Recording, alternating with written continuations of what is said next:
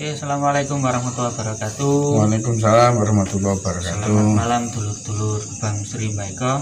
Kali ini mumpung saya lagi waktunya longgar karena selama ini jarang ikut ya Mbak ya.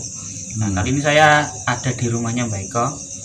Ini ya kita seperti biasa akan bahas-bahas tentang misteri-misteri yang memang unik lah untuk dibahas gitu Mbak ya. Nah ini kemarin ini saya ada pembahasan yang unik Mbak ketika saya bertemu dengan salah satu seseorang ini mengenai pernikahan antara manusia dan juga dari golongan jin. Nah itu loh Mbak. Itu kan menurut saya itu ya agak sedikit tidak masuk akal lah Mbak. Kok sampai bisa manusia menikah dengan makhluk gaib, itu prosesnya bagaimana sih Mbak?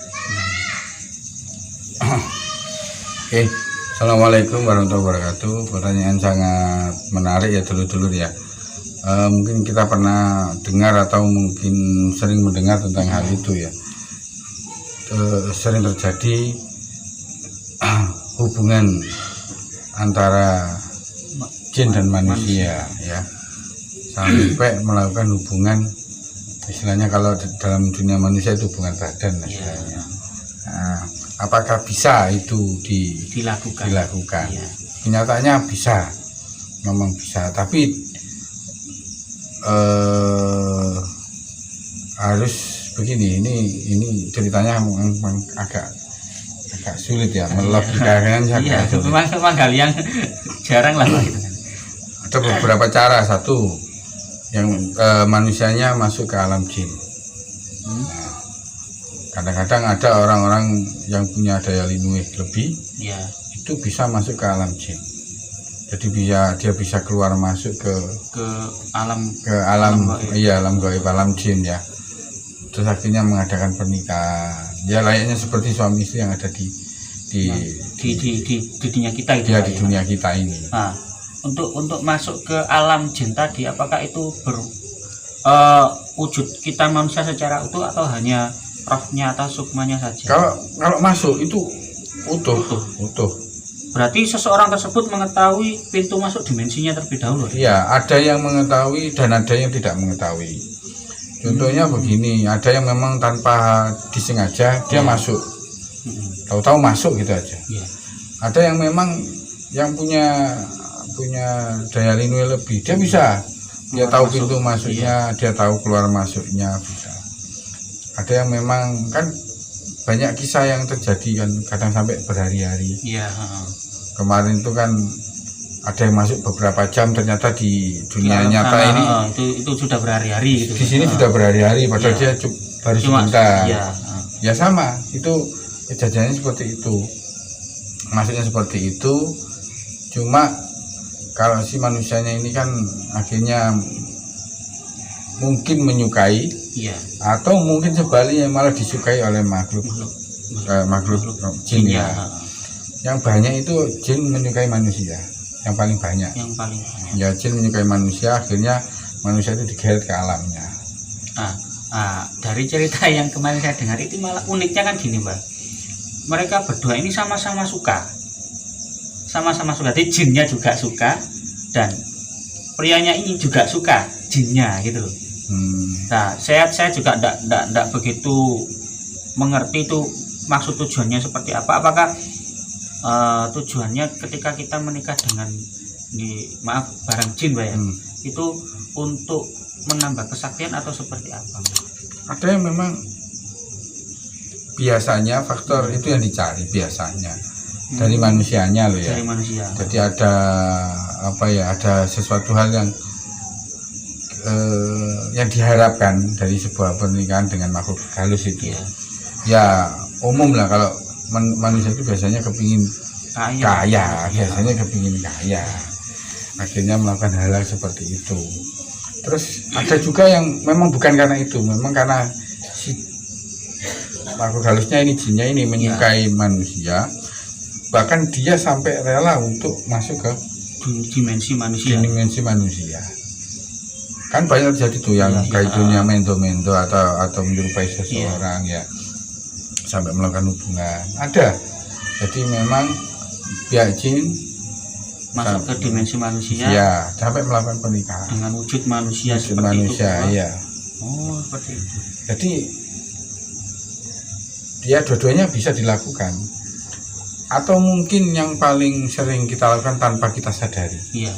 Kita sudah berhubungan dengan makhluk gaib ya. Kadang-kadang ketika kita tidur kita lewat mimpi kita berhubungan dengan sosok, kalau laki-laki sosok perempuan. Iya. Yang cantik itu bisa jadi jin yang masuk ke alam mimpi kita. Nah, ini agak apa namanya, agak unik ini Mbak. Jadi apakah ketika seseorang bermimpi Mbak ya, katakanlah bertemu dengan seseorang yang tidak kita kenal, kemudian dalam mimpi tersebut kita menjalin sebuah hubungan kemudian menikah, apakah itu juga ciri-ciri ketika kita berhubungan dengan makhluk jin atau hanya sekedar mimpi itu aja? Makanya kalau kita tidur ini kan harus, kalau misalkan disuruhkan untuk berwudu, ya, baca-baca Quran, terus habis itu berdoa supaya kita ini tidak terganggu ataupun diganggu oleh makhluk gaib itu. Jadi kalau misalnya kita ngimpi sampai berhubungan atau sampai itu, mudah-mudahan itu hanya sebatas mimpi. Cuma kebanyakan itu memang memang sudah melakukan hubungan dengan makhluk gaib itu. Jadi mereka masuk ke dalam mimpi kita karena memang dia sulit untuk masuk ke alam. Tadi melalui jalur yang paling mimpi tadi. Dia kesulitan masuk ke alam manusia. Yang manusianya pun diseret ke alamnya dia juga tidak bisa. Akhirnya ya lewat jalan terbuka, lewat mimpi. Tapi kalau jalan yang lain ini bisa ditempuh, maka akan dilakukan seperti itu. Kadang-kadang kan sering terjadi yang tadi silakan sampai orang lain tahu ya ada acara pernikahan, tapi memang tidak ada acaranya, cuma mereka mendengar, mengetahui. Itu bisa itu jadi. Kan unik ya. Kemarin saya dengar itu jadi sampai warga sekitar itu ya ketika resepsi hari pernikahannya itu mendengar, berarti ada resepsinya, ada ludruk, orkes juga ada, bahkan suara mobil dan motor itu ada Mbak. Berarti kan di sana juga ada mobil dan motor, ada pabriknya juga kan gitu. Jadi kalau menurut saya malah kehidupan di alam jin itu lebih canggih daripada kehidupan di alam manusia. Karena mereka hidupnya kan jauh lebih lama. Terus mereka ini ya kuat-kuat, terus lebih menguasai teknologi. Jadi mereka kalau hanya sekedar kalau cuma buat mobil itu ya sangat gampang sekali. Dan bahkan menurut saya kehidupan di sana malah jauh lebih canggih daripada kehidupan manusia. Bahkan manusia bisa menciptakan segala sesuatu itu kadang-kadang inspirasinya itu dari makhluk gaib. Iya. Ya tidak semua sih, cuma kan ya rata-rata itu dari makhluk gaib inspirasinya. Buat ini. Makanya itu kadang-kadang kan kita diminta untuk kalau kepingin melakukan sesuatu kan harus bersolat. Biar nanti itu inspirasinya itu betul-betul ilham dari Sang Pencipta, dari Allah, bukan dari jin. Nah ini lantas ketika manusia ini Mbak ya, kan tadi kan sudah ini contoh tadi kan sudah menikah dengan jin tadi. Nah, ketika mempunyai keturunan ini, apakah keturunannya tadi itu juga bisa, maksudnya gini Mbak, setengah manusia atau setengah jin atau tidak dua-duanya? Kalau di alam jin ya dia akan berupa seperti jin. Kalau di alam manusia ya wujudnya seperti manusia, tapi ada kelainan. Contoh seperti yang di Banyuwangi, siapa itu lupa namanya, turun dari Genderuwo ya. Katanya itu dari turun Genderuwo itu memang ada sedikit sangat menyolok sekali. Jadi kita mengetahui bahwa memang postur tubuhnya itu tidak normal. Ya ada perbedaan lah, ada perbedaan. Jadi tergantung nikahnya itu di mana dulu berarti Mbak. Iya. Kalau nikahnya di alam gaib, maka anaknya itu keturunannya tadi ya netapnya di alam gaib. Alam gaib ya. Nah, kalau di manusia ini biasanya kalau laki-laki kadang-kadang hanya lewat mimpi aja bisa punya anak di alam gaib. Aneh berarti ya. Bisa, itu kan ketemunya di Padahal hanya lewat mimpi. lewat mimpi. Itu bisa sampai punya anak turun di apa? Di alam sananya. Apalagi kalau dia bisa masuk di alam manusia. Bukan, manusianya bisa masuk ke alam jin. Ya. Berarti yang untuk kasus yang ini tadi, ini kan menikahnya di alam manusia ini, Mbak ya. Di alam manusia. Di alam manusia, Mbak. Istrinya juga ada ya. Ada. Dia juga punya istri di dunia dan di istrinya yang manusia ini mempunyai ada keturunan. Dan yang dari pernikahannya dengan makhluk jin tadi itu juga punya 2 keturunan. Tapi keturunannya dari jin tadi itu tidak nampak di alam kita gitu loh, Mbak. Tapi bisa dihadirkan gitu loh. Kalaupun dihadirkan dia akan yang menyerupai manusia ini. Dan itu terlihat jelas dengan orang yang tidak mempunyai kemampuan indera keenam atau apa itu bisa melihatnya dia. Bisa, kan, ya kan? Bisa. Semuanya ini kan tidak ada yang mustahil. Iya. Ya, sebenarnya ini. Apalagi jin yang sudah bisa, kalau dia sudah bisa ke alam manusia, berarti dia mempunyai kekuatan yang luar biasa. Ya. Berarti misalnya powernya itu ya, powernya udah kelasnya di atas rata-rata. Karena sangat sulit juga buat jin untuk bisa masuk ke alam manusia. Kalau bisa berarti memang ya luar biasa, sama dengan manusia. Manusia kalau bisa masuk ke alam jin kan berarti dia punya keistimewaan. Ya. Kan tidak semua manusia bisa seperti itu. Nah, untuk jin-jin ini mungkin mereka bisa memberikan tips, Mbak ya, agar kita terhindar dari hal-hal yang tidak kita inginkan. Contohnya kita disukai jin tadi. Apakah jin juga itu mempunyai kriteria ketika dia memilih manusia untuk jadikan suaminya, Mbak? Atau kau hanya sekedar pilih-pilih biasa gitu? Banyak faktornya ya. Cuma kadang-kadang jin itu suka memang dengan orang-orang yang ini, kalau misalnya ya salah satu contoh aja. Iya, contoh. Orang yang suka berlama-lama di kamar mandi. Suka nyanyi-nyanyi di kamar mandi ya, itu ya. Itu contoh, masih banyak lagi contoh yang lain. Atau kencing sembarangan, itu biasanya jin-jin yang nakal-nakal itu sama orang seperti itu, disukai. Terus ada juga yang suka amalan, jadi kita suka amalan karena apa gitu ya, itu jin juga suka. Berarti jin kan juga mempunyai kriteria gitu, berarti. Iya, ada punya kriteria, jadi tidak semua ya bermacam-macam faktornya. Cuma ya kita jelas gini ya, ketika kepin terhindar dari hal-hal itu ya,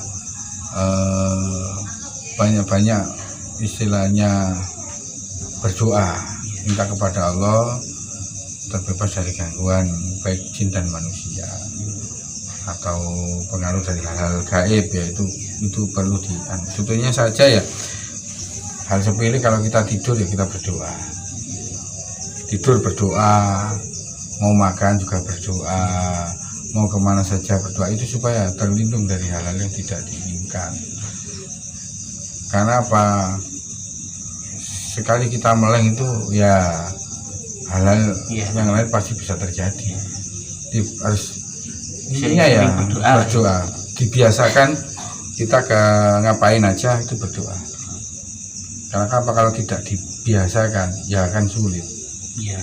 Tentunya kalau kebiasaan kita makan aja tidak pernah berdoa, itu akan sulit sekali. Kalau makan itu berdoa dulu, harus dipaksa. Iya. Belum makan harus berdoa.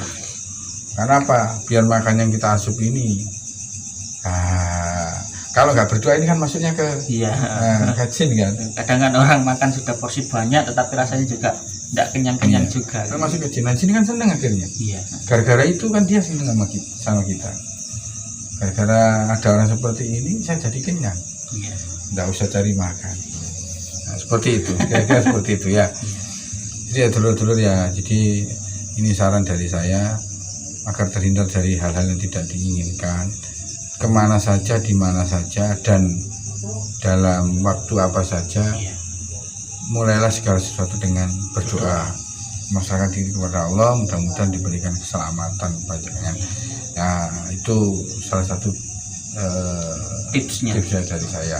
Terus hal-hal yang terjadi, keanehan-keanehan di baik yang sering terjadi ini, itu betul atau tidak? Ya memang betul, karena kita memang selama ini hidup berdampingan, ya. Berdampingan dengan makhluk yang lain, ya, yang Allah ciptakan. Jadi kalau memang ada gesekan atau ada apa, itu sudah biasa. Cuma kan terkadang manusianya saja yang kaget ya, karena manusianya juga yang nyari masalah. Ya. Jadi dia mencari hal-hal yang aneh-aneh juga. Ya. Jadi ya mudah-mudahan kita terlindungi dari hal-hal yang tidak diinginkan lah. Karena seperti itu. Saya kira itu. Terima kasih Mbak Yan. Jadi itu ya dulur-dulur ya. Ya kita di sini ya semoga apa yang kita bahas hari ini memberikan manfaat untuk teman-teman dulur-dulur Gerbang Misteri Baiko, dan selebihnya apabila mungkin kita mengucapkan kata-kata yang kurang berkenan di hati teman-teman, ya kita pribadi Mbak ya meminta mohon maaf yang sebesar-besarnya. Oke, jangan kemana-mana, tetap ikuti channel kami di Gerbang Misteri Baiko. Jangan lupa untuk dukungannya, like, komen, subscribe ya, dan share sebanyak mungkin agar kami bisa terus update ke teman-teman dengan video-video yang lebih unik lagi. Oke, sekian, terima kasih. Assalamualaikum warahmatullahi wabarakatuh. Waalaikumsalam warahmatullahi wabarakatuh.